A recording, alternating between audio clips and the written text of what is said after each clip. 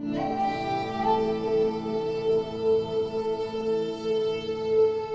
Mekong, a life-giving river highway that connects 6 countries. This bountiful resource provides livelihood and sustenance to 70 million people. Uncoordinated hydropower projects on the Mekong mainstream pose serious economic, environmental, and political risks. We're really talking about potentially the end of commercial fishing here. Hydropower dam projects up and down the river could devastate fisheries and agriculture that depend on the Mekong's productivity. The key is the symbiotic interaction of the surging floodwaters that come with the monsoon and Cambodia's Tonle Sap Great Lake. This natural wonder is also the Mekong's most vulnerable attribute. These communities have been living with the Mekong River for generations. Once the private company are coming and sign MOU with the government and they will build a dam right now, who bear the cost?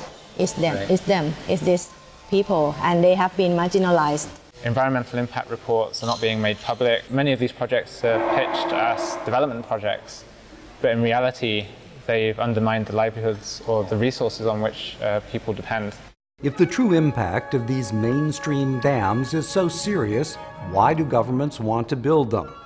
The main cause is short-term thinking, without consideration of the long-term environmental and socioeconomic costs. The dams will be built for profit by developers and investors, not subject to accepted international standards. Without this kind of scrutiny, decisions are often made behind closed doors, without concern for the long-term public interest. Already forests are being destroyed. Waters are being polluted by runoff from mining and fertilizers. Fisheries are dwindling from mismanagement.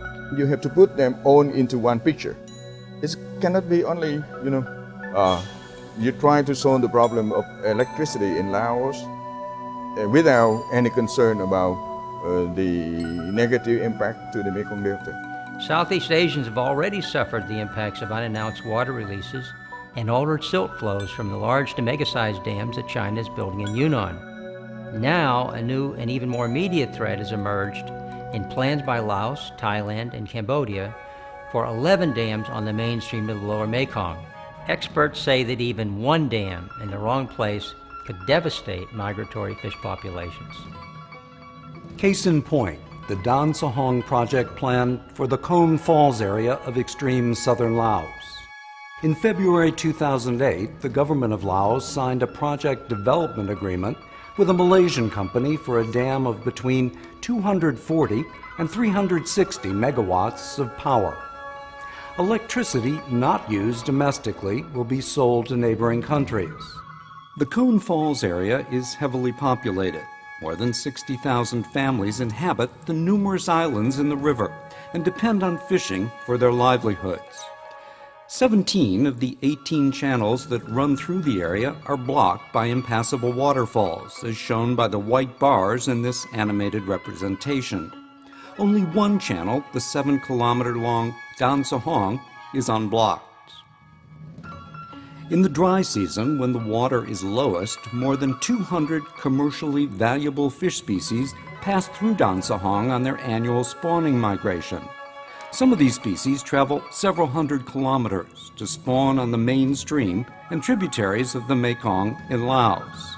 If these fish can't negotiate the Khon Falls area, they can't spawn.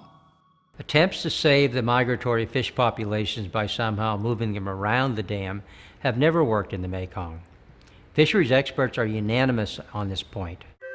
The area immediately below Khon Falls is also one of the last habitats of the endangered freshwater dolphin and giant Mekong catfish, which the dam will further endanger, if not destroy.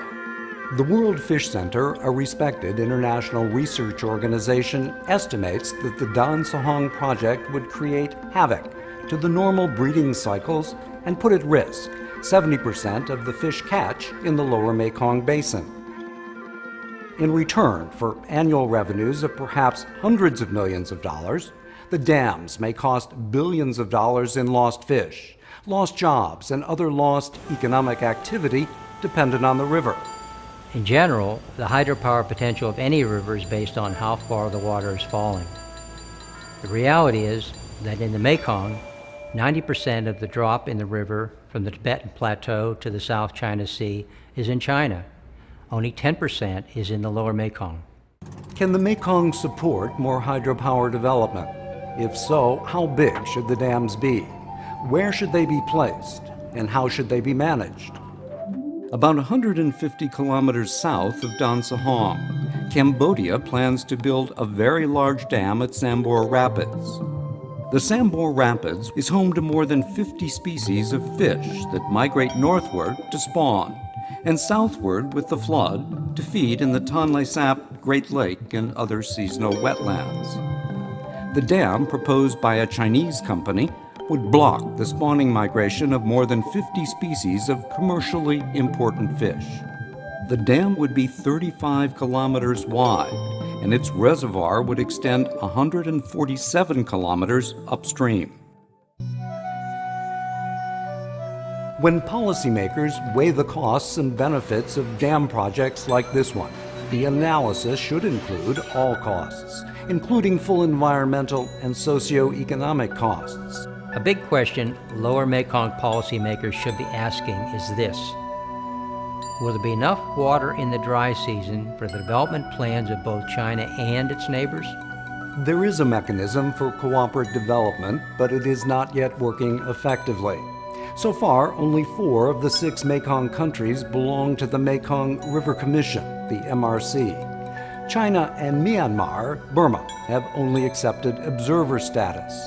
The result has been a lack of information and little or no coordination between the 6 countries. Unannounced releases of water, for example, from the first 2 of China's 8 planned dams in Yunnan have caused the river to rise unexpectedly downstream in northern Laos. These sudden floods have resulted in the loss of life and the destruction of the crops on which people depend for their food and their livelihood. These dams are a potentially significant source of regional tensions, especially as concerns grow in the region about climate change. Climate change appears to be a factor in a prolonged drought that has affected the Mekong Basin for the past decade. The annual melting of the snowcap on the Tibetan Plateau is the main source of water for the entire Mekong during the summer dry season. And this snowcap is shrinking. Hydropower does have a legitimate role in the Mekong Basin, and hundreds of dams have already been built on tributaries and streams in the mountains and highlands of Thailand, Laos, and Vietnam.